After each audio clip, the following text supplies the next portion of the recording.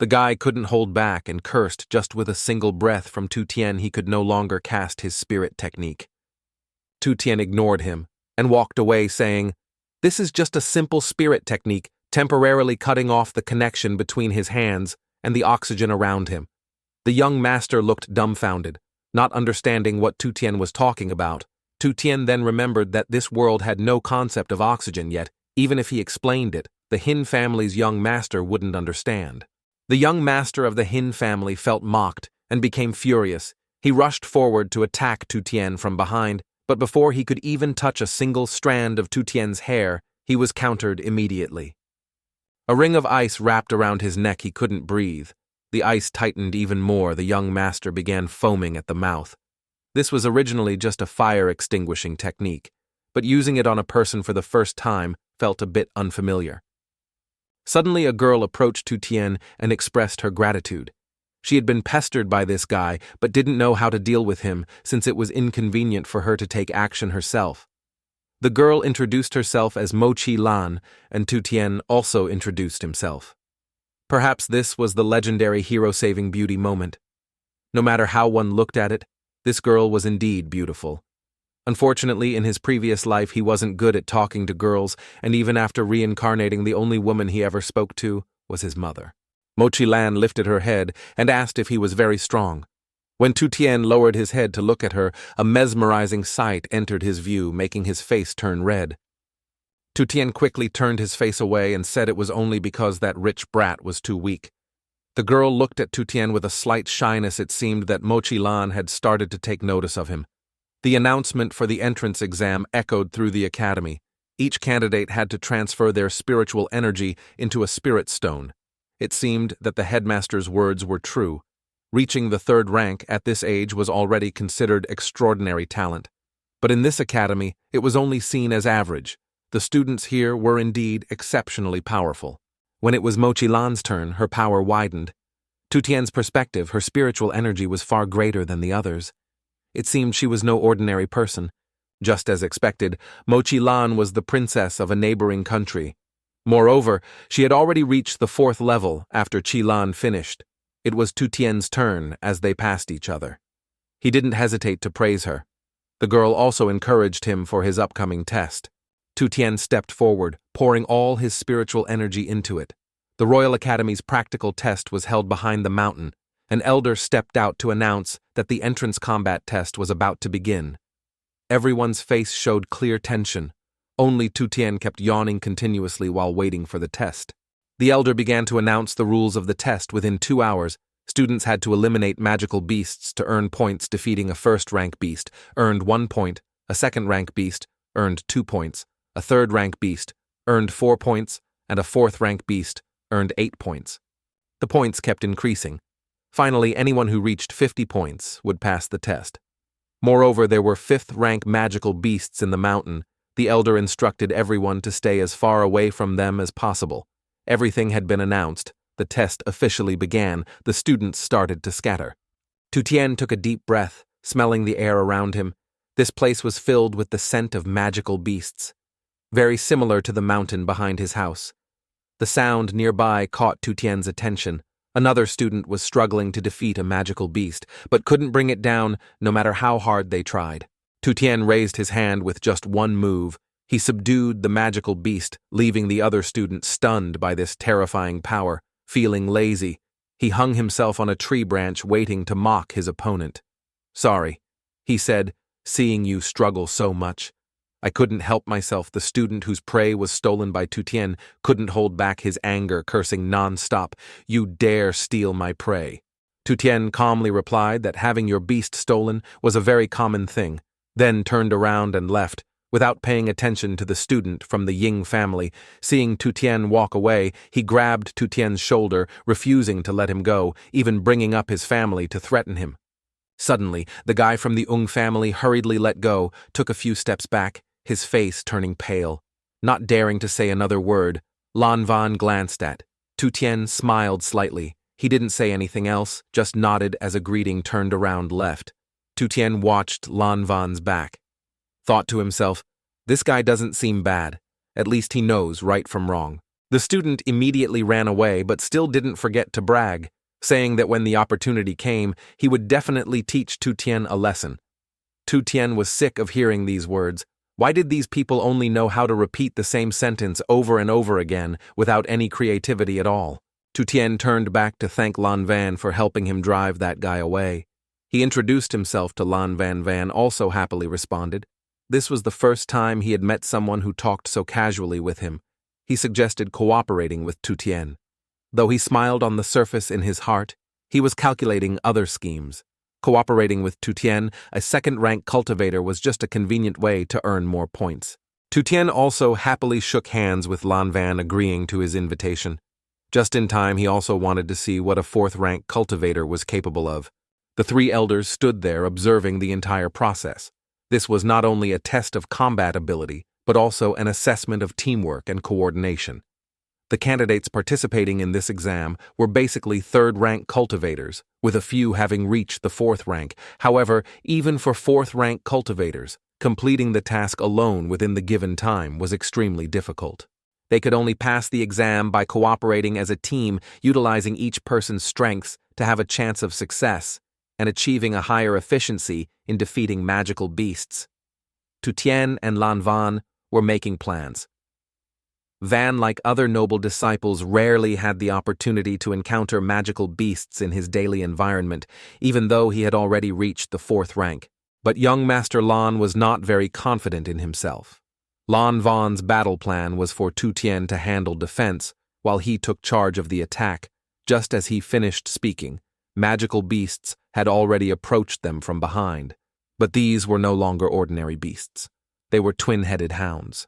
Tu Tian exclaimed in surprise. Lan Van told him to run quickly while he figured out a way to handle it, but he was already surrounded by magical beasts. Lan Van quickly took down one and rushed to save Tu Tian.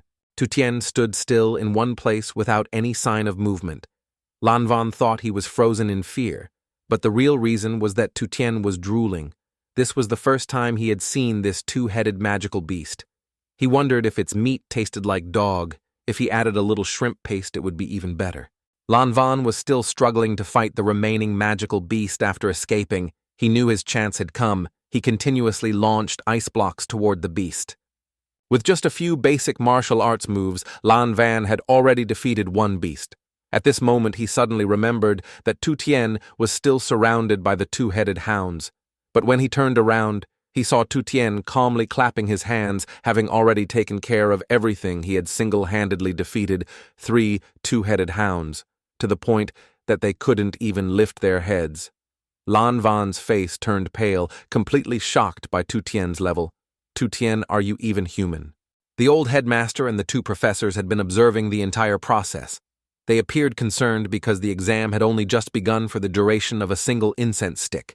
Yet Tu Tian and Lan Van were already surrounded by fourth-rank magical beasts. One of the professors praised Lan Van. He speculated that with his combat strength, he might even be capable of defeating a 5th-rank magical beast. But the other professor immediately refuted. He disagreed with this viewpoint because a 4th-rank cultivator could not possibly fight a 5th-rank magical beast one-on-one. That was precisely why a 5th-rank magical beast was placed in this exam. Doing so was meant to test the candidate's ability to evade danger. Surely no one would willingly challenge a 5th-rank magical beast. The other professor also nodded in agreement. Moreover, this 5th-rank magical beast was the ruler of the mountain range. If it were defeated, all the magical beasts in the mountain would lose their fighting ability at that point. This entire exam would be meaningless. The headmaster fell into deep thought. He was also worried that Tu Tian wouldn't be able to hold back and would go challenge the 5th-rank magical beast. That brat Tu Tian, don't you dare ruin this exam. Lan Van began to no longer underestimate his companion. Tu Tian was definitely not an ordinary 2nd rank. If things kept going like this, the 5th-rank magical beast could very well end up right in front of them. Hey Tu Tian, are you planning to challenge the 5-rank beast? Tu Tian hurriedly denied it. How could he possibly defeat a 5-rank beast? It's just that he sensed someone had already gone there, so he wanted to check it out. Maybe he could help with something. Lan Van also started to notice this. He nodded. The person who got there first might be someone without scouting abilities who wandered in by mistake. Indeed, someone had reached the 5-rank beast first, But unexpectedly that person was the petite Mochi Lan. The professors observing from above were also very surprised to see a candidate heading toward the 5-rank beast. Chilan stood on the tree observing the situation at this moment. The 5-rank beast was sleeping soundly. If she took this opportunity to eliminate it, she could directly enroll in the academy. She didn't think much anymore, immediately rushed out to attack the beast, but it was not very effective. It only startled the sleeping beast awake. The awakened beast charged forward like a storm. Sure enough, her 4th-rank strength was still not enough to face this beast. It let out a roar that shook the entire forest. The trees trembled, and this sound also startled Lan Van and Tu Tien. Mochi Lan was struck by the beast and sent flying to the side. Though her body was covered in wounds, she remained determined to fight until the end. The beast grew even more ferocious. It continued to charge aggressively toward Mochi Lan, launching another attack. The girl was slammed several meters away by the beast, but just as she was about to hit the ground, Tu Tien rushed in and caught her in time. "Are you okay?" The two locked eyes, their hearts pounding. Mochi Lan's face turned bright red as if it were about to catch fire. But Tu Tien immediately set her down, confirming that she was unharmed. Without hesitation, he grabbed her and started running. "We need to go now." Mochi Lan stood there, dumbfounded, unsure how to explain things to this fool. Lan Van also felt helpless, who saves a damsel in distress, only to run away right after. Tu Tien kept running, sensing that the air here felt somewhat familiar. Turns out this beast was related to the one behind my house. It's the same kind I defeated before Lan Van said, "Shut up for a second." The important thing now is to figure out how to deal with this 5-star beast. Although Tu Tien felt a headache from being scolded, he turned to Lan Van. "This is crazy. With our strength, facing a 5-star beast is too dangerous." Lan Van shouted desperately, "Tu Tien, where are you normal, who can defeat 3 4-star beasts in one go? You are definitely hiding your true strength in this exam. Stop pretending now, life is more important." "Damn," Tu Tien took a grenade out of his chest. "All right, if you really want to know. Then look at this." He threw the grenade toward the 5th-rank beast, making Lan Chi and Lan Van feel confused. "What did you just throw?" Tu Tien shouted loudly, telling them to get down. The grenade's immense power not only killed the 5th-rank beast, but also caused the ground around it to erupt in flames. Lan Van and Mo Shilan were shocked by Tu Tien's power. The 5th-rank beast had not even had a chance to breathe before it died. Blood flowed down. Was the 5th-rank beast really eliminated just like that? Just as the headmaster feared, this brat Tu Tien was really causing trouble for him. When the 5th-rank beast died, everyone was extremely shocked. Suddenly all the other beasts fled since the academy was founded 300 years ago. This was the first time someone had defeated a 5th-rank beast in the entrance exam, and only 2 incense sticks had burned. Now the exam could not continue. Most candidates would lose their eligibility for admission. They would lose a large number of new students. The headmaster had no other choice. He could only helplessly allow everyone to enter the academy. The exam ended. The entrance ceremony for new students of the Royal Academy began. Everyone took turns completing the admission procedures. Mochi Lan questioned, "Tu Tien, who exactly are you, the remnant of which sect? Where did you learn those techniques?" Lan Van stepped in to advise Tu Tien, trying to calm her down a little. Everyone has their own secrets. Wait until he wants to talk, then ask. It's not too late. The headmaster began reading the entrance speech today. He smiled kindly, congratulating them on their enrollment. But this is only the beginning. The Royal Academy values strength above all. Those who are incompetent and unwilling to strive will quickly be eliminated, becoming mere stepping stones for others. The atmosphere below began to tense up, and the worry for the road ahead was evident on everyone's faces. The headmaster began recounting the glorious achievements of the academy. This place had trained countless spirit lords. The teachers here were basically all at least 8th-rank cultivators during the Great Spirit Demon War. The academy and its professors all took part in that battle. If there was any force capable of safeguarding the continent's stability and prosperity, then it was them. Tu Tien was very excited. It seemed that he would have to work hard to reach the Spirit Lord realm in the future. The young master from the neighboring family, upon hearing Tu Tien's words, turned around and said, "In this academy, geniuses are countless, but those who can truly reach the 8th rank or higher are not many, let alone someone like you who is only at the 2nd rank. The people behind also chimed in, saying that having a goal is good, but one must be realistic to avoid being pressured to the point of not being able to breathe later. Lanvan immediately stepped forward to defend Tu Tien because he had witnessed Tu Tien's strength from beginning to end. These words were no joke to him. The teacher above announced that in the recent exam, 10 students had defeated a 5th-rank beast. Tu Tien was one of them. He proudly stepped onto the stage. The two who had mocked him earlier now stood with their mouths agape. Lanvan also once again explained to the two Tu Tien is the one who defeated the beast. Facing everyone, he was also a bit shy in his previous life. When he was in school, he answered questions perfunctorily and nervously. Now standing before so many people giving a speech, he didn't know what to say. If they had enrolled together, then everyone was classmates. Tu Tien hoped everyone could become friends and support each other to improve. His words enraged the crowd below. Everyone took turns refuting Tu Tien's words. They all despised him as a mere 2nd-rank weakling, dreaming of becoming their friend. They refused to believe that Tu Tien could have personally defeated that 5th-rank beast. There must have been help from Lanvan and Mochilan. It seems your future at this academy will not be pleasant. Tu Tien, feeling dejected, was about to return to his seat when the old headmaster called him back. In a low voice, he warned Tu Tien to be careful, as people in the academy were a bit hot-tempered, and it was likely that every day someone would come looking for trouble with him. Tu Tien naively said, "Teacher, don't worry, after all, no one here can defeat me." The old headmaster looked at Tu Tien both angry and helpless. That was not what he was worried about. He feared that Tu Tien's power would cause chaos in his academy. In short, he advised him to use fewer strange techniques to avoid making others suspicious of his identity. That's right. No one had yet discovered that he was the son of the spirit venerable. Tu Tien grinned foolishly, assuring the old headmaster to trust his reputation. The next day was their first class today. They studied basic spirit techniques. First, they had to use their specialty technique to attack the stone targets in front of them. The students began unleashing their favorite spirit techniques. Mochilan used the 1,000-mile arrow technique. Her arrow, once released, hit the target instantly. The people around were astonished and buzzed with discussion about Mochilan's abilities, truly worthy of a 4th rank, impressing everyone and broadening their horizons. When it was Tu Tien's turn to step onto the stage, a student began mocking him. "A 2nd rank, like you do, you even know how to use spirit techniques." Tu Tien pretended not to hear anything, but in reality his spirit technique abilities were twice that of the other student. Still, it was better to stay humble here. So he decided to use the technique he had just seen Mochilan perform.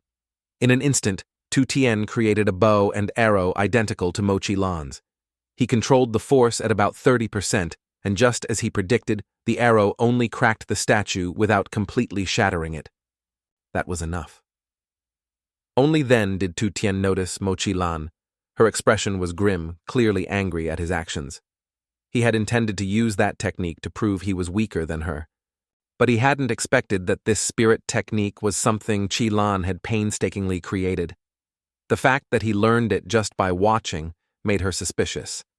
Tu Tien was startled, escaping one trouble only to fall into another. Finally, class was over. Taking advantage of the chaos, Tu Tien quickly slipped away to avoid being noticed by Mochilan. If she caught him, she definitely wouldn't let him off easily, so among all strategies, escaping was the best choice. That was really close. He couldn't recklessly use spirit techniques anymore. If something like this happened again, it would be hard to stay peaceful here. But before he could take a few steps, Chilan had already found him. "There you are, Tu Tien." Tu Tien panicked and wanted to escape from Mochilan as quickly as possible, but she kept chasing him relentlessly. No matter what he did, he couldn't get away. Finally, he had no choice but to stop panting. He asked Chilan what she really wanted. Chilan still hadn't gotten a clear answer from Tu Tien about how he could learn her technique in an instant. "Can this wait until tomorrow? I have something very important to do right now." Chilan asked him what could be more important than her matter. Tu Tien felt a bit embarrassed. It turned out that Daobao's store was having a grand opening sale with discounts on all daily necessities. He had to get there quickly. Mochilan ended up going with him to Daobao's store. The place was already packed with people, everyone squeezing in to buy supplies. Tu Tien was a bit surprised that a princess like Chilan would come to a place where commoners shopped. Mochilan explained that although she was a princess, her kingdom was not wealthy and could not compare to other nations. She told Tu Tien to just see her as an ordinary girl. The chaotic crowd continued pushing and shoving, causing Mochi Lan to stumble and fall into Tu Tian. In that moment, as her body pressed against Tu Tian, he couldn't help but blush. Drooling slightly, he apologized. Sorry, it was too crowded just now. Finally, it was their turn to enter and shop. Tu Tian and Chi Lan kept grabbing items as if tomorrow was the end of the world. Boss, I want this and that too. Chi Lan told Tu Tian about her kingdom, which was founded by nomads. It lay on an endless grassland, where the wind never stopped blowing. Deep within the vast prairie, flocks of white sheep grazed leisurely, resembling pearls scattered across the land. The people of the grasslands were simple and sincere, always sharing their most precious things with their guests. At night, the stars shimmered, and the moonlight bathed the prairie in tranquility. The evening breeze gently swept across the rolling grasslands. Mochi Lan seemed lost in her own world, reminiscing. At this moment, the princess deeply missed her home. Baiduang picked up the Chi Lan plush toy, then put it down again, unable to bring himself to buy it. Instead, he turned to selecting a few cultivation books. Tu Tian was puzzled. Why wasn't Chi Lan buying any daily necessities and only choosing cultivation items? The money she had now was earned through the sweat and toil of her people. Until she could make her own, she refused to waste a single coin. After finishing her purchase, Chi Lan immediately left. Tu Tian stood behind, silently watching her figure fade into the distance. His face showed a thoughtful expression, as if deep in contemplation. They began their journey back to the academy. Tu Tian, ever the gentleman, carried all of Chi Lan's purchases. Though he was so exhausted the back felt like it was about to break, he still pretended nothing was wrong when she asked. Seeing a resting spot ahead, Chi Lan suggested they take a break before continuing. As soon as he sat down, Tu Tian felt as if a great burden had been lifted. He looked at Chi Lan and asked, "Why do you push yourself to become so strong? After all, you are a princess of a nation." Chi Lan's face darkened with sorrow. Her kingdom was a small and impoverished nation, one that could only survive under the protection of a great power. As a princess, her fate was to become nothing more than a political tool for marriage with a stronger nation. But there was still one last glimmer of hope. If she could become a Lingzun, she would wield the power of a nation. Everyone told her to abandon this thought, saying it was impossible. That's why during the opening ceremony, when she heard Tu Tian declare his desire to become a Lingzun, it reignited her faith. Tu Tian rummaged through the bags of newly bought items, searching for something. After a while, he took out the plush sheep that Chi Lan had wanted, but couldn't bring herself to buy. "This is for you," he said. Seeing how she refrained from buying what she liked because of her love for her people and the hardships of her kingdom, Tu Tian felt a sense of empathy for her. "You've worked really hard. From now on, let's work hard together." Holding the plush sheep, Chi Lan's eyes welled up with tears. This was a feeling she had never experienced before. But she was determined not to let Tu Tian see her like this. Suddenly, she leaned against him, leaving Tu Tian completely stunned. What was this situation? He had never encountered anything like this before. Chi Lan quickly regained her composure. Tu Tian was right. They had to work hard together. With newfound determination, she stood up and declared, "Tu Tian, let's have a duel." Tu Tian was shocked. What kind of development was this? He had thought he was about to experience a heartfelt confession from her. As expected, all those tales of otherworldly harems were nothing but lies. Tu Tian refused, using the excuse that it was already late, and suggested postponing it until tomorrow. However, Chi Lan had everything planned out. The night was perfect, no outsiders would be watching. Moreover, she had already informed Teacher Chi. "Just this once after this duel, I won't bother you anymore." Night fell, and the weary teacher just wanted to rest, only to be forced into overtime. Let's see which little troublemakers are already eager to duel right after the school year started. Tu Tian and Chi Lan appeared. Well, at least the night wouldn't be boring anymore. These were the two students who had defeated a rank 5 magical beast during the entrance exam, something unheard of in the academy's history. Tu Tian sent out a distress signal to the teacher. "Sir, can I refuse this duel?" The teacher chuckled and said, "According to the rules, you can absolutely refuse since there's no penalty. Many students duel out of arrogance, so refusing isn't too embarrassing." Just inform the supervising teacher and that's it. Tu Tian felt like he had grabbed onto a lifeline. But the teacher's next words sent him into despair. But your duel is quite interesting, so I won't allow you to refuse. If you don't want to fight, then let her cut that thing of yours off. Tu Tian turned to Qi Lan, crying, Why do you insist on dueling me? After all, I'm just a second-rank nothing worth mentioning. Qi Lan firmly refused to believe Tu Tian's words. She had enough ability to sense that he had been deliberately hiding his true strength. Among all the new students, he was the strongest. Moreover, it had been a long time since she had met someone who made her want to fight with her full strength. Qi Lan had been eagerly looking forward to this duel. The wind began to rise, growing stronger by the second. Qi Lan was indeed of the wind element. Every person was born with an elemental affinity, with fire being the most common. Some rare elements, such as lightning or ice, possessed unique abilities. However, wind was considered one of the weakest in terms of attack power and was only reluctantly recognized. Qi Lan, with her 4th rank cultivation, launched a full-force sneak attack on a 5th rank magical beast, but failed to cause any damage because of its thick hide. However, when this type of spiritual power is used to attack humans, a single wind blade is enough to injure the opponent. No one knew when Qi Lan had started using her spiritual power. The teacher standing nearby explained that although wind element spiritual power is weak, this very weakness makes it harder for opponents to detect. Moreover, the nature of wind allows attack trajectories to be unpredictable and ever-changing. More importantly, because the wind element is not highly regarded, opponents often lack sufficient knowledge about it. Qi Lan had already mastered the combat techniques of the wind element. She launched continuous attacks while Tu Tian kept dodging each of her strikes. It turned out that wind element attacks were not only dense and rapid, but also difficult to perceive clearly. He simply didn't have time to conjure a defensive technique. If he got hit, it would be over. Qi Lan also found Tu Tian's actions puzzling. If he only dodged like this, there was no way he could win. Aren't you going to use those strange techniques of yours? She asked. But Tu Tian had promised the headmaster not to act recklessly, so this time he decided to use normal methods. Tu Tian began his attack, but of course Qi Lan wouldn't just stand there and take the hit. She used Heavenly Dragon Cyclone to create a tornado, leaving Tu Tian stunned. This was simply too overwhelming. The teacher was puzzled. Although Qi Lan was at the 4th level, Heavenly Dragon, Cyclone was a 6th level spiritual technique. She shouldn't be able to use it, let alone on such a large scale. However, her next move made the teacher understand. Qi Lan began forming a bow and arrow to fire.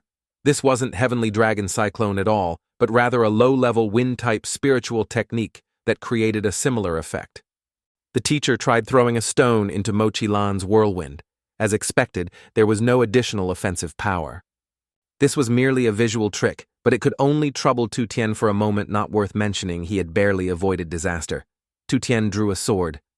The teacher became even more excited at the sight, an exquisite wind element technique, facing off against masterful swordsmanship. Witnessing such a spectacle was truly worthwhile. Qi Lan felt somewhat annoyed. Did Tu Tian really think he could challenge her with just swordsmanship? Was he underestimating her? Tu Tian explained that those small tricks were likely something Qi Lan had already figured out how to counter.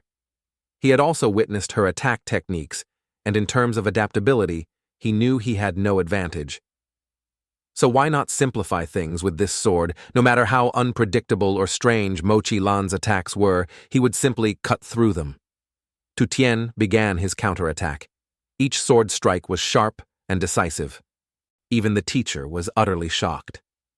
This was the first time he had seen someone use sword techniques to continuously counter wind-based attacks. Moreover, after wielding the sword, Tu Tian's aura had completely changed, no longer chaotic like before. His technique was truly reaching perfection. Just how had Tu Tian managed to master such swordsmanship? Since childhood, his father had taken him outside every day to teach him swordsmanship. Although his father's teaching was sometimes a bit vague, making it difficult to understand, it never diminished his love for this art. You asked your father if he had any special sword techniques, but he told you there's no such thing as no technique wins over technique. It seems it's similar to spiritual arts where you have to figure out how to practice them yourself. You definitely have to practice your swordsmanship well. Tu Tian practices swordsmanship with his father every day. The problem is, his father never really practiced with him. Every move was real as if he wanted to take his life. So every time Tu Tian finished practicing swordsmanship, his whole body was covered in injuries. This infuriated his mother. She demanded to know why he was so reckless and brutal. From the age of 6, Tu Tian began practicing swordsmanship. 365 days a year, regardless of rain or wind, he had to endure his father's loving education, as fierce as a storm. Through years of hard training thanks to his father, the winds of the prairie no longer filled Tu Tian with fear. He surged forward, relentlessly slashing at Mochi Lan's attacks. If he could close the distance, the situation would instantly reverse. Mochi Lan used the 4-stage spirit technique, the Divine Wind Arrow, to attack the teacher, believing that this would be enough to determine the victor between the two of them. The ordinary sword in Tu Tian's hand could not withstand a full-force strike from Mochi Lan.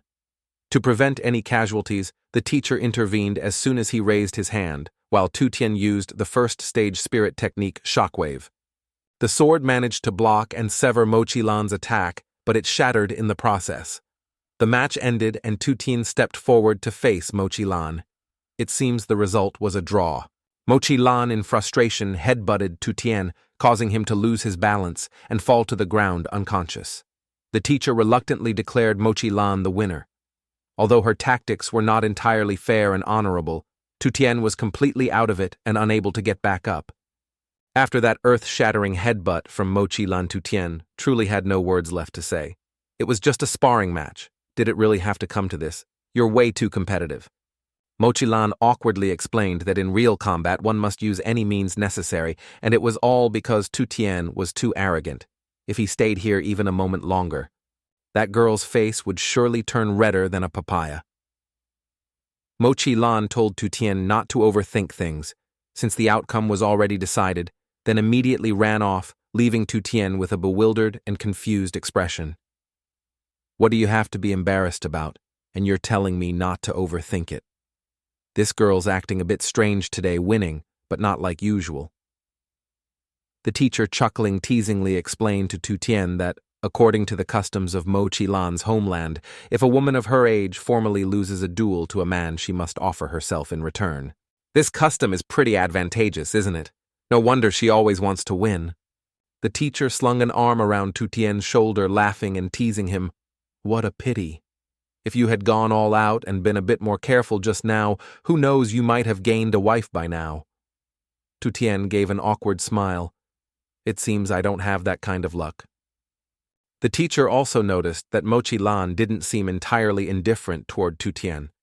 He reminded him, the most important thing is still your studies, absolutely no falling in love too early. It seems the worldview of most teachers tends to share similar ideas.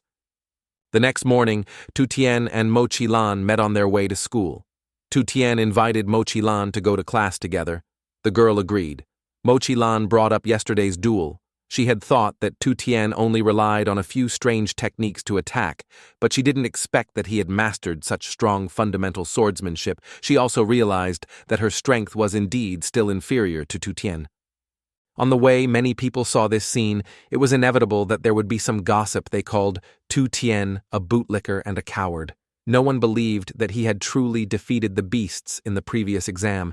They were certain that he had taken advantage of the chaos to reap the rewards and claim achievements. Some even went as far as to call him shameless. But faced with these baseless rumors and criticism, Tu Tian didn't care at all. He simply whistled and casually walked past them. Mochi Lan curiously asked Tu Tian, "Why don't you pay any attention to those mocking and sarcastic remarks?" Tu Tian replied that he was already used to it. Before coming here to study, he had been ostracized by others due to his differences. Besides, now that he was stronger, he didn't have the time to care about the opinions of those weaker than him. Tu Tian's words made Mochi Lan burst into laughter. She jokingly said, "If you and I weren't friends, that arrogant attitude of yours would really make people unable to resist wanting to teach you a lesson." The two of them walked along chatting cheerfully until a scream nearby interrupted their conversation. "Please let go." The one shouting was Ling Ba, a classmate of Tu Tian and Mo Chi Lan. A tall male student was bullying the girl Ling Ba. I've already told you when you see me, you bow and greet me. Tu Tian and Mo Chi Lan were standing by watching the commotion, while Lan Van, who was behind them, introduced the background of this arrogant guy. He is the eldest son of the Cao family. The Cao family serves as the royal guard of the capital, while Ling Ba is considered a subordinate branch under the Cao family's control. No matter how you look at it, poor Ling Ba is under Cao Tan's authority. Ling Ba's father was once a renowned swordmaster in the previous dynasty, and the Ling family's status was like the sun at its peak. But now her father is old and gravely ill, which is why the Cao family has been able to oppress them. Tu Tian asked Lan Van if she wanted to join him in teaching that Cao Tan a lesson. But she declined. The relationships among the nobles in the capital are very complicated, and Lan Van didn't find it convenient to get involved. You go ahead. If anything happens, I'll back you up. Tu Tian stepped toward the group bullying Ling Ba and told them to stop. He even mocked them, saying, "As men, don't you feel ashamed bullying a girl like this?" Cao Tan turned around to see who dared to meddle in his affairs, only to find it was Tu Tian. He sneered with contempt. Tu Tian just a mere second stage, and yet you've got quite the bold tone. The surrounding crowd began buzzing with discussion again. In their eyes, Tu Tian was just a weak second stage, nothing impressive about him. Meanwhile, although Cao Tan hadn't reached the fourth stage, he was considered the strongest among the third stage practitioners. Cao Tan reveled in the crowd's words, his arrogance and pride swelling. "You're not even worthy of me lifting a finger. If you're smart, you'll scram right now." Tu Tian was deeply repulsed by this act of bullying the weak. He threatened Cao Tan, "If you don't take your filthy hand off Ling Ba, I'll break it for you." Tu Tian's words successfully enraged Cao Tan. He retorted, "I was giving Lan Van some face and didn't want to bother with you, but now I can't just let you walk away like this." He turned to warn Lan Van brother, "Do you have anything else to say? This is tantamount to opposing our Cao family, just as we discussed earlier." Lan Van refused to get involved in this matter. She said she wouldn't interfere in the conflict between Tu Tian and Cao Tan as long as neither side caused a fatality. Cao Tan turned to Tu Tian and asked, "Did you hear that Lan Van won't be backing you up anymore?" But he knew that someone like Tu Tian still had the ability to stand up for others. Tu Tian replied confidently, "I heard it loud and clear, specifically the part about not causing a fatality." His arrogant demeanor unsettled Cao Tan's group, and they all charged at Tu Tian together. "Get ready to meet your ancestors." Tu Tian looked at the scene before him without showing the slightest hint of fear. Just 2 third-stage and 3 second-stage opponents, this group was still too weak. It seemed he wouldn't need to take this fight too seriously. Now, it was his stage.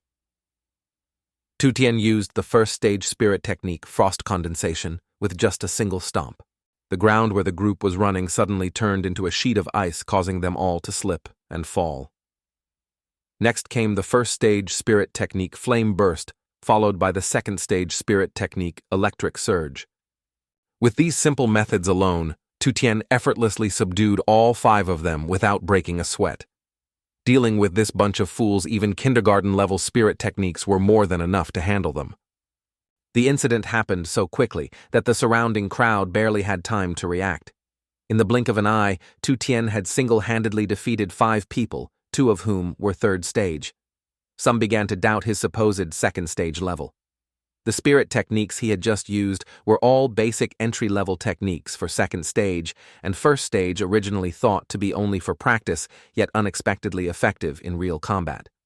Cao Tan crawled to his feet, his face completely stripped of dignity. He, a third stage, had been defeated in an instant by a mere second stage, like Tu Tian. How utterly humiliating. Furious, he turned to blame Lan Van. "Lan Van, how dare you send your dog to bite me?" Lan Van laughed nonchalantly, saying that he had already made it clear earlier this matter had nothing to do with him. It was between Tu Tian and Cao Tan. But in the next moment, Lan Van's expression shifted.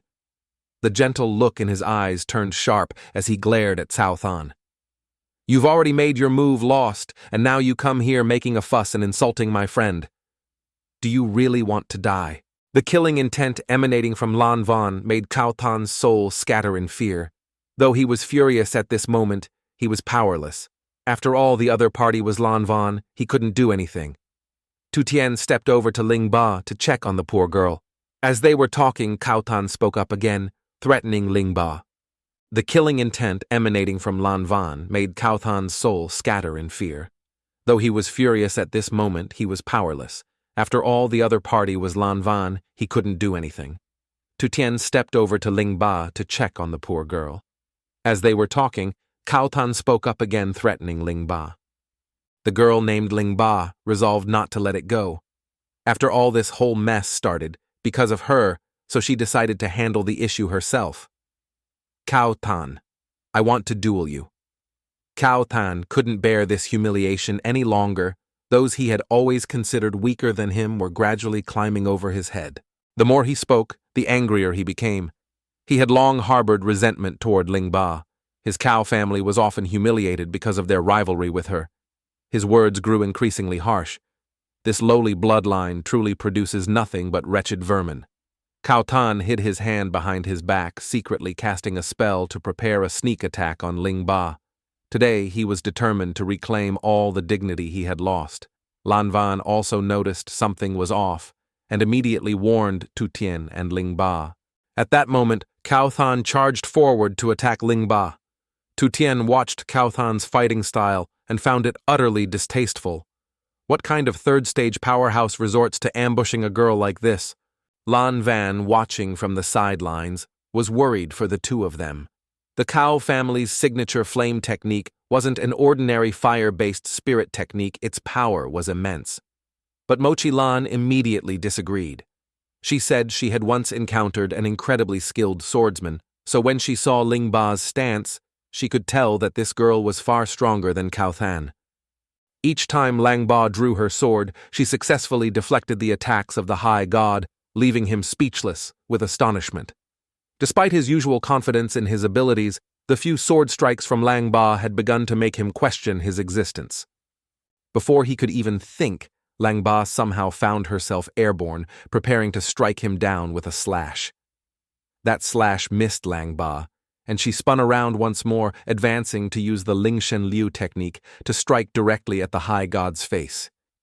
However, some kind of force countered the energy of Lang Ba, even counterattacking her. This was the momentum of a 9th-grade strength master. Realizing the danger before him, he hastily rushed up to block Lang Ba. The force just now did not come from the High God. A precise strike like that, and moreover, there was no intention of stopping. A man stepped forward towards them, and the energy emanating from him was completely consistent with the aura just now. This old man seemed to want to deal with Lang Ba. He stepped forward, continuing to strike without any intention of stopping. It appeared that this old man truly wanted to kill the assassin. If this continued with Lang Ba's strength, she would be unable to cope with that man. Tian turned to borrow Lang Ba's sword, wanting to handle the man himself. Tu Tian turned to borrow Lang Ba's sword, wanting to handle the man himself. Tu Tian used his sword techniques, but they had little effect. The powerful fire ember's might was too great, and Tu Tian's attacks were insufficient to withstand the old man. The old man sneered at Tu Tian, saying he didn't know his own strength and dared to confront someone like him. My fire ember is not something that a lowly unknown person like you can defend against. How can you possibly withstand it? As Tu Tian predicted, the shameless old man was attacking the student with such heavy blows that just a little provocation would make him breathe fire again. His main goal was to cut off all of Tu Tian's escape routes. Currently, the fire ember had almost surrounded Tu Tian, which was very advantageous for him to use his treasure, because from this angle no one else would see or discover it. Tu Tian threw a grenade, ending the old man's waves of attacks. Now everything had stopped. Mochi Lan and Lan Van rushed to Tu Tian's side. He was fine, but the impact force of the explosion was too strong, causing Lang Ba to faint. Lan Van turned to question the man, asking him what he was doing and what his intentions were. The old man calmly replied, "As the esteemed headmaster of the academy's disciplinary department, what's wrong with me managing a few students who don't understand the rules?" Tu Tian asked Lan Van in a low voice. "Who is this difficult to get along with old man? Why is he so arrogant like this?" Mochi Lan introduced Lan Van's identity to Tu Tian, explaining that the old man was the discipline master of the academy, named Chao Koi, who was also a relative of the high god. Upon hearing this family connection, Tu Tian immediately showed a look of disdain. Wasn't this just a case of nepotism? The infighting among these nobles was truly brutal and frightening. He would rather return to the mountains than deal with this. Tu Tian confronted the discipline master, clearly expressing that he intended to kill rather than manage students. Chao Koi Tian immediately flew into a rage, his face turning green with anger. "What did you say?" he growled. The people around him shared the same thoughts as Tu Tian, discussing the recent events among themselves. Everyone could see that he had done it on purpose, but no one dared to speak out for justice. After all, they were just students who didn't want to invite unnecessary trouble. When the high god saw Chao Koi Tian approaching, he immediately showed a look of delight. Indeed, they were from the same family, only good at boasting. Tu Tian sneered with contempt. "And next time, why today, I will show you the consequences of not understanding the rules." He pulled out a gun from his jacket and fired 3 consecutive shots towards the 2 people, leaving Chao Koi Tian unable to react. Chao Koi Tian was furious, saying, "You little brat, what do you want to do?" Chao Koi Tian could not withstand Tu Tian's gunfire. He was very unwilling. Although his burst technique had limitations, he was still a 9th grade master. Why couldn't he defend against Tu Tian's ambush? The high god was shocked and exclaimed, "Uncle, the one with boundless strength, yet unable to defeat a mere 2nd grade youngster." However, he forgot one thing: his own life was still not secure. As soon as he finished calling out to his uncle, he turned around to see Tu Tian standing before him holding a sword in his hand. The high god's face turned pale, and Tu Tian struck him with just one sword strike, sending him flying dozens of meters away. Chao Koi Tian stood up, seeing his beloved grandson unable to resist Tu Tian's attack, and his anger intensified. "You don't want to live anymore, do you?" Tu Tian showed no fear. "Let's see who has the upper hand." In his hand, he was already holding 3 grenades waiting for the Cao family to charge. The moment they approached, Tu Tian threw all 3 grenades towards old Chao. But the grenades hadn't even reached Chao Koi Tian when the principal intervened, saying, "This won't do. If these toys explode, our teaching area will be damaged and need repairs." The principal had witnessed the power of these grenades and couldn't let them destroy the school's architecture. The principal used just a bit of force to gently grasp Chao Koi Tian's wrist. Then, with a stern gaze, he looked at him and said, "Mr. Cao, you've caused enough trouble." Chao Koi Tian hadn't even had time to explain when the principal twisted his arm. The principal respected the face of the Chao family and said they wouldn't pursue today's actions, but from now on, Chao Koi Tian would no longer have the right to manage the Academy of Magic. Chao Koi Tian bowed his head before the principal, who also threatened him, making him dare not move. He understood the principal. After dealing with Chao Koi Tian, the principal turned and called Tu Tian over to have a private conversation. Tu Tian naturally followed the principal's orders. Before leaving, he turned back to say to Mo Chi Lan and Lan Van, "Take care of Langba for a while. I'll be back." As for the high god, the principal told him to go home, lock the door, and reflect on himself. He had been suspended from school, and when he could return to the academy, there would be a further announcement.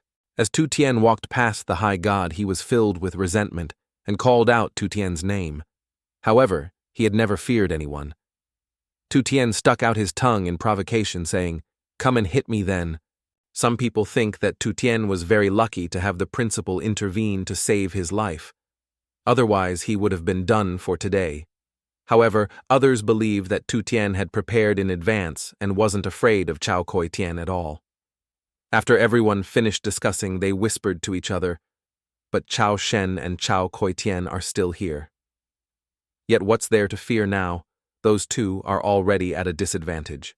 Chao Koi Tian helped Cao Shen stand up. "Are you okay, son? Don't worry, it's just a minor injury." Cao Shen gritted his teeth, enduring the pain. This time it was truly over. He apologized to Chao Koi Tian because this time he had implicated him, but Chao Koi Tian didn't blame Cao Shen at all. He only advised him to go home and rest to recover from his injuries. Chao Koi Tian was determined to find an opportunity to take revenge on Tu Tian from the other side of the principal. The principal called Tu Tien over only wanting him to leave behind a grenade for research. Tu Tien felt a bit uneasy but didn't pay much attention to it. He only asked the principal that after the research was done, please don't reveal the secrets of his weapon to the outside world. The principal believed that if he hadn't intervened earlier, relying on this small toy, Tu Tien would have been fully capable of dealing with Cao Koi Tien. But standing so close, how could he have escaped? Tu Tien calmly replied, I hadn't thought of that situation. At most, I would have to endure one hit. That Cao Koi Tien seems to want my life. I can only try my best for a glimmer of hope to survive. The principal couldn't understand why Tu Tien, despite being so young, had such a strong ability. His parents were both spirit lords, and a good life was ahead of him. If he were an ordinary person, not to mention the desire to live or fear of death, he should at least be cautious about his safety. Why did he show signs of disregarding everything like that? The principal walked around Tu Tien, finding everything about him quite strange. Tu Tien felt that the principal might have started to suspect him. He wondered if he should just tell the principal straight out that he was someone who had crossed over into this world. After all, there was nothing that couldn't be said. Just as Tu Tien was about to speak to the principal, he was interrupted. Tu Tien said, Everyone has their own secrets. It's fine if I don't say anything. The principal placed his hand on Tu Tien's shoulder, showing more interest in why Tu Tien had stood up for the girl named Lang Ba. He teased Tu Tien, saying, I thought you and Mo Chi Lan were about to become a couple. Is the goal of this young man to build a harem? Tu Tien looked at the principal, feeling helpless before his joking words. Are all teachers in this world like this? Tu Tien explained to the principal that he was simply not used to seeing someone being bullied without doing anything about it. The principal immediately asked back, So you intended to intervene, even if it meant putting yourself in danger? He confided in the principal that in his past life, he was someone who hesitated and feared everything, ultimately not daring to do anything. Clearly, there were many injustices and wrongs, but because he was too weak and small, he couldn't change anything. In the end, he not only hated others, but also hated himself.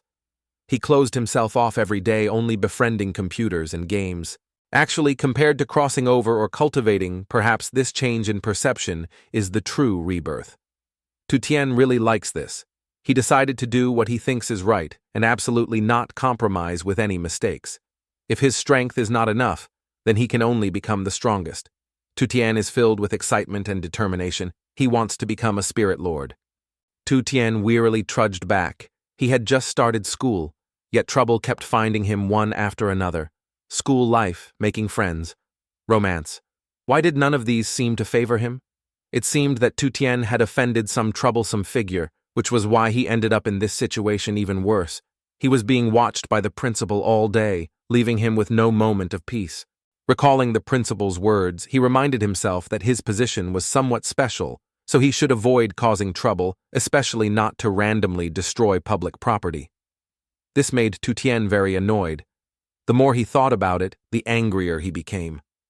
So Tu Tien decided to vent his frustration by writing on the pillar of the teaching building early in the morning. From now on, he would never be late for school again. But in the midst of adversity, there is fortune. After entering the academy, he finally had a strong standard of strengths and weaknesses. Tu Tien's status must have reached the 4th rank on par with Mo Chi Lan and Lan Van. Additionally, he has rich combat experience honed from playing over 100 types of games in his past life, along with unique tactics to deal with the Luke Jiai. It's questionable whether this level of skill is worthy of being the son of a spirit lord, but that alone is not enough. He still needs to work harder. Next, he didn't know whether to continue improving his own strength or develop new weapons. The weapons created using the thoughts and scientific techniques from his past life are indeed very powerful, but they are also the best choice for enhancing combat capabilities. However, after all, they are just external tools, not his own strength.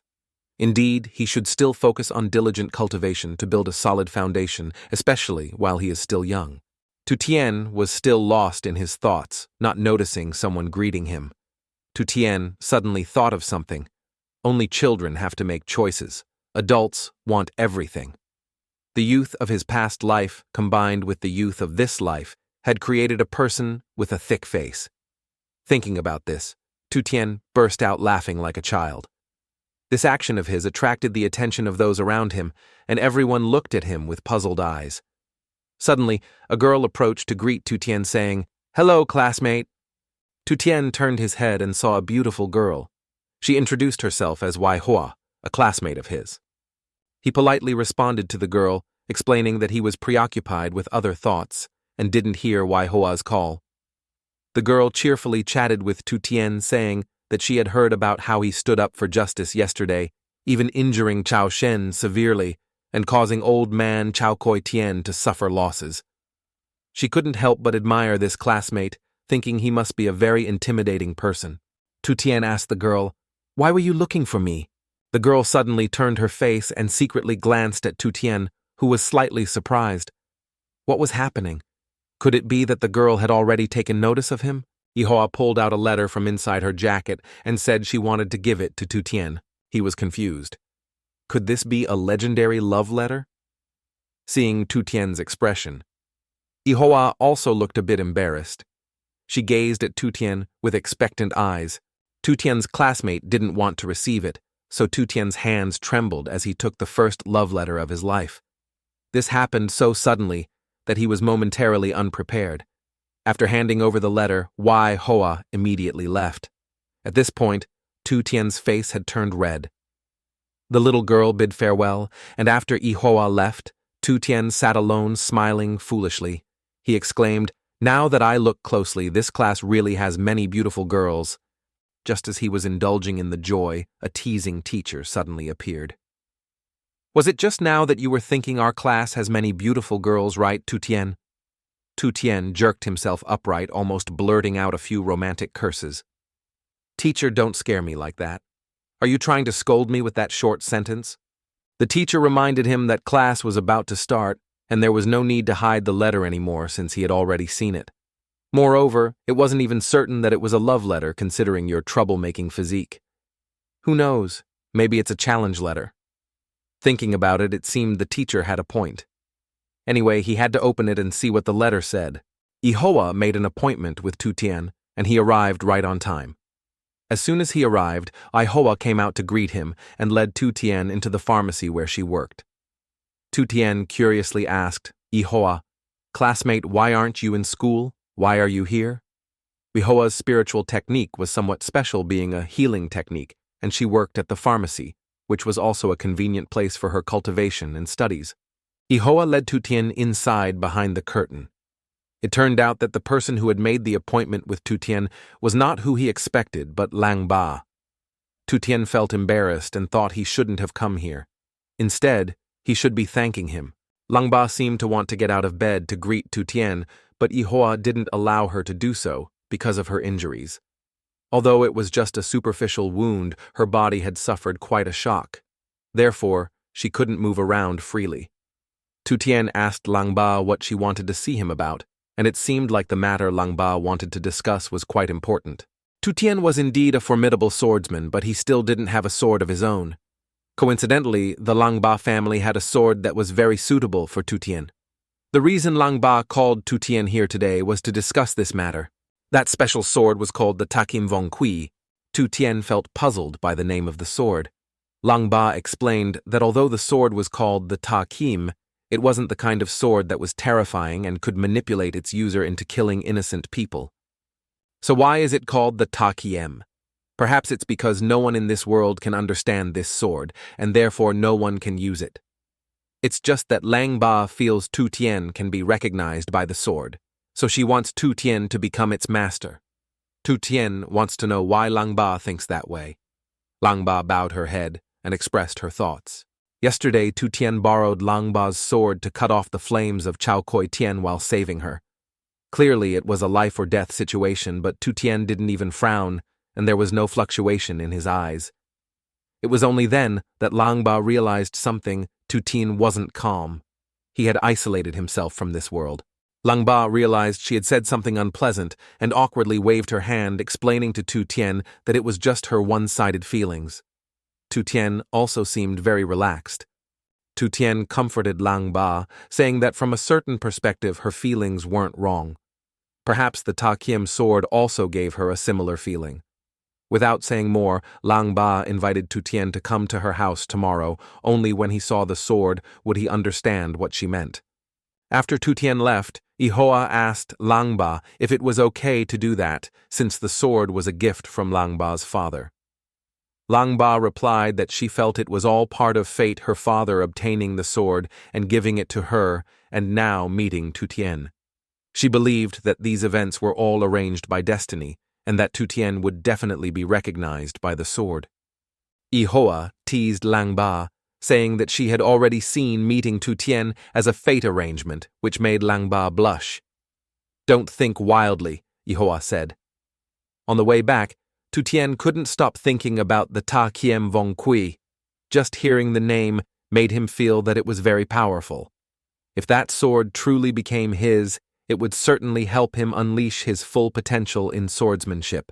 The next day, as promised, Tu Tian arrived at Langtan Ludao Truong's house, which was also the residence of Lang Ba. This place was truly vast. Lang Ba came out to greet Tu Tian. He also asked about Lang Ba's health condition. The girl smiled and said, "Thanks to Tu Tian's blessings, I've recovered a lot. If not, Wai Hoa would have let me leave the sickbed." Wai Hoa, who was also a classmate, was here. Wai Hoa continued to tease about the situation between Lang Ba and Tu Tian, which left Lang Ba speechless. After all, on the first meeting there was a heroic scene of saving a beauty in danger. Just one day later, he was invited to her home.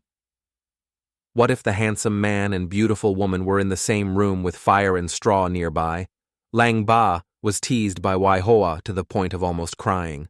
She quickly covered her mouth, and Wai Hoa stopped her from saying anything more that shouldn't be said. As Tu Tian walked around, he noticed that there were fewer students at the martial arts school than he had imagined.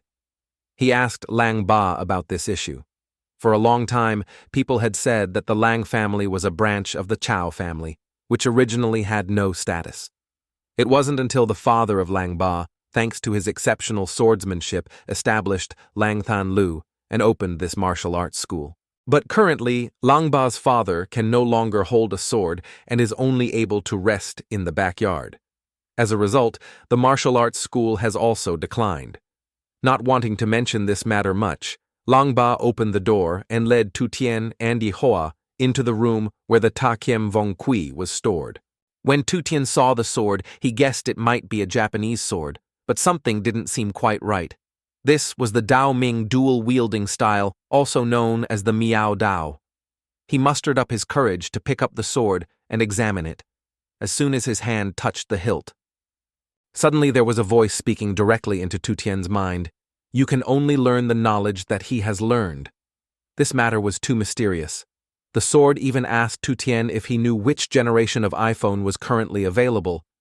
Tu Tian was slightly perplexed, but still replied to the sword, "Perhaps the iPhone has already reached the 30th generation." The sword suddenly raised its voice, showing great excitement. Finally, after many years, it had met someone like itself who had crossed over. "Come and chat with it quickly," it said. "What's so boring here? This sword is completely different from what Tu Tian imagined. It's not cool at all."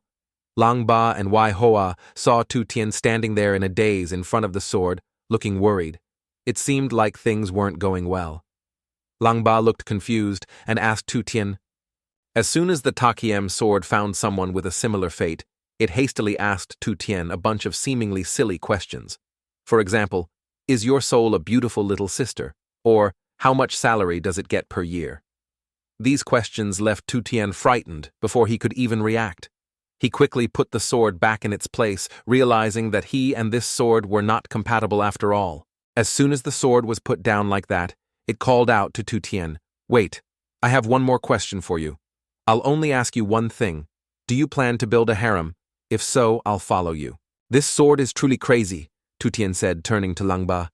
"Thank you for your kindness, but I decline to accept the sword." Lang Ba seemed a bit regretful upon hearing this. The sword looked bewildered, not understanding why Tu Tian would abandon it. It continued to shout and call out to him, its words still echoing in Tu Tian's ears. Could it be that this sword is like Bluetooth?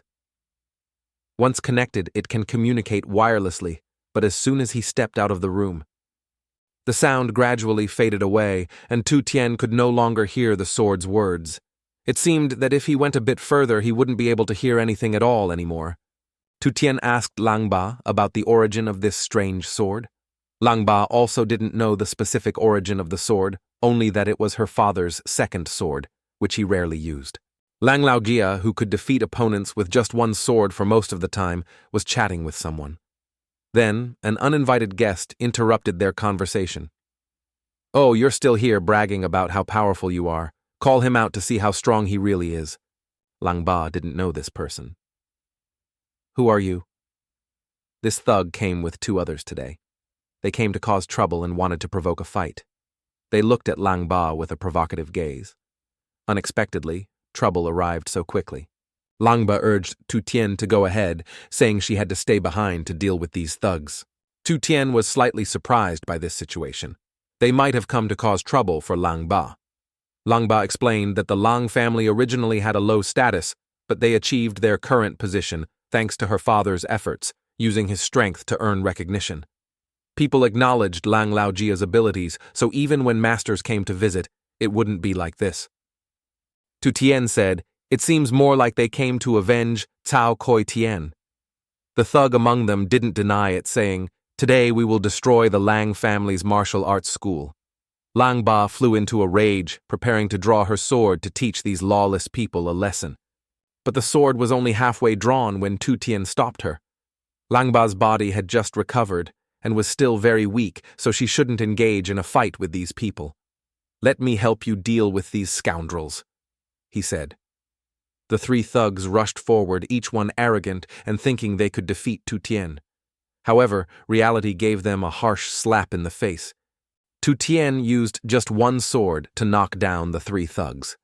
The technique he used was the Lu Kiem Tuat, a sword skill that his father had taught and trained him in continuously for 30 days when he was young. You should also experience the greatness that comes from a father's love and care. Lang Ba and Wai Hoa stood beside watching Tu Tian efficiently handle the thugs. They couldn't help but show their admiration for his strength, continuously applauding. The three thugs were unable to stand up again in the blink of an eye. Tu Tian was disappointed and criticized them, saying, "These kids are too weak. With this level of skill, they still want to rely on violence to make a living. It's because Tu Tian is too strong." Although these swordsmen don't specialize in spiritual arts in terms of strategy, they are certainly not inferior to the level of a Tam Dai Three Greats in the eyes of ordinary people. They are already considered top martial artists. If that's the case, it seems that in this parallel world, ordinary people make up the majority. However, thinking back, if this were in Tu Tian's previous world, these people could indeed be from martial arts families. On the contrary, if it were before the one being defeated, would be Tu Tian. Looking at the thugs, still lying sprawled on the ground, Tu Tian slapped one of them to wake him up and asked who had sent them. The black-haired thug, crying and wailing, pleaded for mercy, saying they were just hired by the Kao family to cause trouble.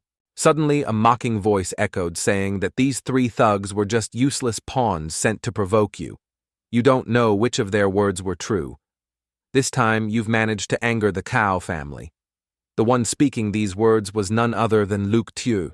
Lang Ba saw him appear here and was extremely furious. "You a traitor dare to show up here, Every word he spoke made people uncomfortable. He used to be Lang Ba's senior in this martial arts school. He became even more impudent, saying that if this martial arts school were to close down, Lang Ba has no home to return to, so he will take her in. As for Lang Laojia, the old man, he'll be thrown into the storage room. And as for you, she'll become a maid by my side." Tu Tian stood there unable to bear the words of this man and immediately charged forward to attack. However, it seemed that this person was not as weak as the others. Luke Tiu easily deflected Tu Tian's attack and even managed to break the sword in his hand. Tu Tian fell into a passive state. Now Luke Tiu's sword was pressed against his face, and he smiled, asking Tu Tian if he still wanted to continue fighting. Tu Tian felt quite refreshed and accepted the challenge, saying he still had many tactics to deal with this guy. But he held up the broken sword in front of Luke Tiu, demanding that he compensate for the sword that had been broken by him. If he wanted to continue fighting, he needed a new sword to resolve the next issue. Luke Tue heard this and reluctantly agreed. Tu Tian sighed sorrowfully, having left the house for only 2 days and already broken 2 swords. Could it be that he was not destined to become a wandering swordsman like Tu Sai? Luke Tue heard this and couldn't help but burst out laughing. This dilapidated martial arts school, when will it ever produce another interesting character like this? Luke Tue sheathed his sword and introduced himself as the former senior of this martial arts school, but he had betrayed his sect early on. Luke Tue turned to Lang Ba and said, "Now that you've provoked Cao Ra, no one will come to help you. If you want to keep the Lang family's signboard, you must participate in the Sword Dao competition next week and win it. You came here to say this. Originally, I came here to take advantage of your weakness, but it seems you still have a glimmer of hope." Luke Tue suggested Lang Ba try begging your boyfriend. It was Tu Tian who helped her prepare for battle. Just as he said that, he turned around and left. Ihua took the opportunity to tease Lang Ba and Tu Tian, saying, "Your little boyfriend is so affectionate, isn't he?" At this moment, Lang Ba and Tu Tian both felt extremely awkward. Lang Ba blushed and told Tu Tian to ignore Luke Tue's words. Tu Tian apologized to her for breaking the sword again. Lang Ba felt a bit regretful about the sword, not because it was of poor quality or particularly valuable, but because she had grown accustomed to using it, and now it was broken. She felt a bit sorry, but she didn't blame Tu Tian. After all, the sword broke because he was helping her. Tu Tian was curious about Luke Tue's sword, wondering what kind it was and why it was so sharp that it could cut through another sword with just one strike. The sword in Luke Tue's hand was the first Than Foi Kiem of Lang Ba's father, named Lin Kiem Thien Min. Currently, the martial arts school has declined, and only Ta Kiem Vong Kui can match Thien Min. Tu Tian suggested letting Lang Ba try again, but she shook her head and refused. She didn't want Tu Tian to get involved in any more trouble. She had been worried about everything from the Cao family to today's events. At first, Lang Ba invited Tu Tian to try controlling the Ta Kiem, simply wanting to thank him for his help, and had no other intentions. However, perhaps in her subconscious, she had already thought that if Tu Tian could truly control the Ta Kiem, it would mean that Tu Tian owed her a favor. With that sword, he would have enough strength to counter the Thien Min Kiem. In Lang Ba's thoughts at the time, Tu Tian would certainly help her again. Now it seems that this thinking was selfish. Lang Ba found it hard to speak up, so she told Tu Tian and Ihua to return to the academy first and meet again at school tomorrow. Tu Tian and Ihua didn't know what to say and could only remain silent, looking at Lang Ba. The atmosphere was quiet. Then the youngster with the spiky hair spoke up, saying that the matter here was over, wasn't it? "Let's go first," he said. "We almost forgot about these people." But Tu Tian would not easily let them leave without a hitch. He stripped them of their clothes and tied them to the pillars of the martial arts school. Ihua was a bit shocked by Tu Tian's actions. Tu Tian's killing the chicken to scare the monkey tactic was indeed effective. Tu Tian was pleased and clapped his hands, saying that this way no one would dare to cause trouble again. Ihua, with a hint of tears in her eyes, asked to discuss something with Tu Tian. Tu Tian already guessed her intention and agreed with her, because from the beginning he had no intention of abandoning Lang Ba, even though she said she didn't need help. "I didn't expect that Tu Tian, my classmate, would be so kind-hearted. The little girl is about to fall for Tu Tian, but now she's just noticed that Lang Ba's father hasn't been seen all day." Wai Hoa said that the owner of the Han Shen Liu Wudang Lang Li hasn't received guests for many years. Tu Tian heard that the owner was severely injured, which led to a decline in his abilities, but he still doesn't know the specific story behind it. Ihua was surprised that Tu Tian didn't know this famous story, so she told him the whole story. When the war between humans and demons was about to end, the main forces of the demon tribe and the allied forces were engaged in a final decisive battle on the main battlefield. The demon marshal sent his third demon general to lead the demon wolf army from the west to attack the allied forces' reinforcements. The owner of Lang Restaurant single-handedly repelled the attacking army and killed 3 demon generals at Hoa Yuan. However, he himself was severely injured in this battle and never regained his ability to wield a sword again. If you say that Lang Ba's father was injured for the sake of the country, but he didn't receive the treatment he deserved as a hero, instead falling into his current situation, Ihua explained that the story between the nobles wasn't as fair and just as Tu Tian thought. After the battle, the Tao family avoided responsibility for their strategic mistakes and blamed the loss of reinforcements on Lang Li. In the end, all of Lang Li's contributions to quelling the chaos were buried. This story is truly infuriating, and it's no surprise when it comes to the character of the Cao family. This whole family is truly rotten from top to bottom. The character of these two grandfather and grandson is definitely inherited. Tuteen. My classmate has already decided what to do. There's no need to say anything more. Overthrow the Cao family and take down their whole household. Tu Tian's face was full of excitement, as he had already prepared himself mentally eagerly, waiting for the upcoming battle. The next morning, both Lang Ba and Tu Tian didn't show up at school.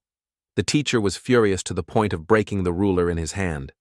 Lang Ba was preparing for the school's sword Dao competition, so it was somewhat understandable. But why didn't that scoundrel Tu Tian show up? Little Van asked in a soft voice. Did Tu Tian go to Lang Ba's place again? Mochilan heard the name Tu Tian and immediately turned around to eavesdrop. Both of their eyes focused on Ihua. Little Van asked in a soft voice, Did Tu Tian go to Lang Ba's place again? Mochilan heard the name Tu Tian and immediately turned around to eavesdrop. Both of their eyes focused on Ihua. Ihua skillfully replied that she also didn't know the thoughts of young nobleman Tian. Lan Van and Mo Chi Lan didn't receive an answer. Mo Chi Lan, the little girl, pouted because she had also guessed that Tu Tian was currently at Lang Ba's place. The one who suffered the most was still Lan Van. Tu Tian didn't forget to leave him a battlefield. In reality, Tu Tian was indeed with Lang Ba this time. Tu Tian wanted to try wielding the takiem once more. Lang Ba felt a bit worried, so she asked him again to confirm. Tu Tian comforted her, telling her not to worry. The last time he wielded the takiem, Tu Tian didn't have any adverse reactions. When ordinary people wield the takiem, all sorts of strange and inexplicable thoughts appear in their minds. If they gently put it down, they would feel nauseous and vomit. If it's severe, they would lose consciousness. But when Tu Tian held it, no special phenomena occurred. It was strange that today the sword was silent, unlike the previous days, when it would talk from start to finish. Tu Tian didn't hear any sound coming from the sword. Remembering the martial arts competition before the emperor, Tu Tian suddenly realized he still didn't know what it was, so he asked Lang Ba about it. The martial arts competition before the emperor was a competition among strong warriors in front of the emperor to compete for the champion position. In fact, it had been many years since this competition was held. In the ancient cultivation system, martial arts and Ling arts were two schools of equivalent strength. Regardless of the type, both are skills that utilize spiritual energy. The difference between them is that martial artists cultivate their spiritual energy through rigorous muscle training, combining it with martial techniques to release immense power. On the other hand, spiritual practitioners enhance their interaction with external spiritual energy by using their own spiritual energy to guide it, producing miraculous effects. However, currently, it seems that everyone is a spiritual practitioner. Even in their academy, teaching basic martial techniques is only used for support. Originally, whether it's martial arts or spiritual arts, both require people with extraordinary talent and a lot of time and effort to achieve immense power. Therefore, apart from a few exceptional individuals, most people are ordinary. However, later on, someone appeared who completely changed the spiritual cultivation system. This made spiritual cultivation at the elementary stage relatively easy. However, recently it has become possible for anyone to quickly and stably reach a certain level through effort. Lately, there has been a situation where everyone is a martial artist, but martial arts itself hasn't undergone any revolutionary breakthroughs. Therefore, apart from those born with innate martial talent, very few people are dedicated to cultivating martial arts. Tu Tian has just realized this, but he still has many questions.